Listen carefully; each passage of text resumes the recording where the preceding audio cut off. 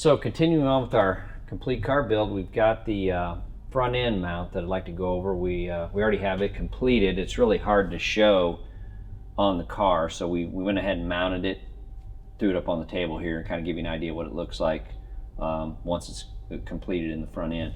So as you can see, we've constructed this tree in here that will basically slip into the end of the frame rails and hold the front end in place. So this is a standard kit. The kits that we sell come with all this tubing, and you can see the general layout here. We've made a few modifications. The standard plates are here, and you can see this is just how we do the rear of the body. We epoxy these into place after we fit the tubes to them, so that there's no heat or anything transferred to the body. So currently these are all epoxied in. Now they're not carboned over yet. We'll do that later before we send it to the paint shop.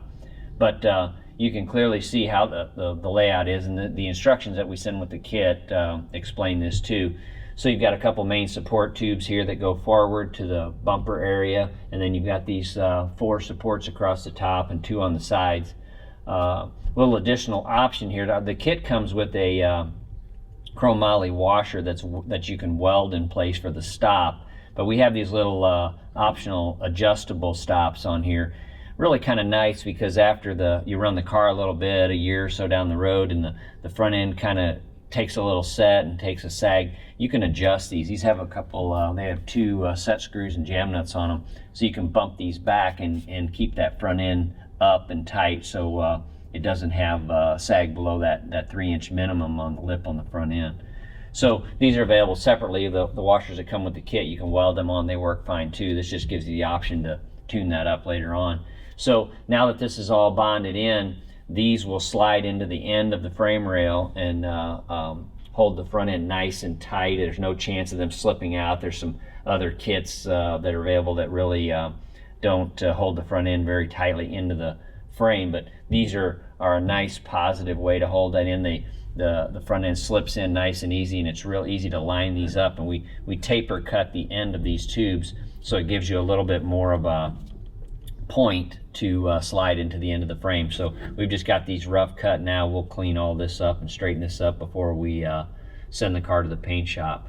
So this still, like I said, has to be the carbon and epoxy resin has to be put over these patches where the mounts are. So that's a final step we'll do before we send this car to paint. But this is a really good layout here of how this front end is mounted. So the front part is done, and at the back here, this is a standard kit for us too, and you can see how this is positioned. So we've got the front end fit to the cowl here, and it's all fit to the door. These tubes here come in the kit, but they're long, so we've cut these down.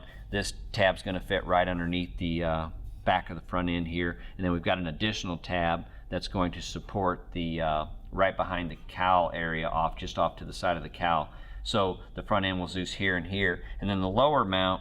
This is a little different than comes in the kit that we have on the website, just because it's a side exit header. So we kind of make a little mount that swoops under the header and back up to this tube.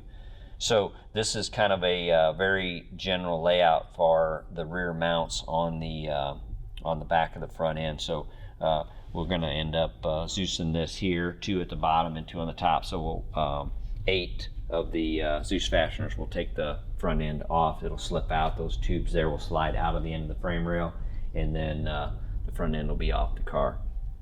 Very nice setup, very easy to do, and all of this stuff is done. You can see the engine's in the car now, but when you're mounting this, when you're actually doing the mount, the engine won't be in the car. You'll be up under there where the engine is working on all this stuff, so there's a lot of room to do this once the engine's out.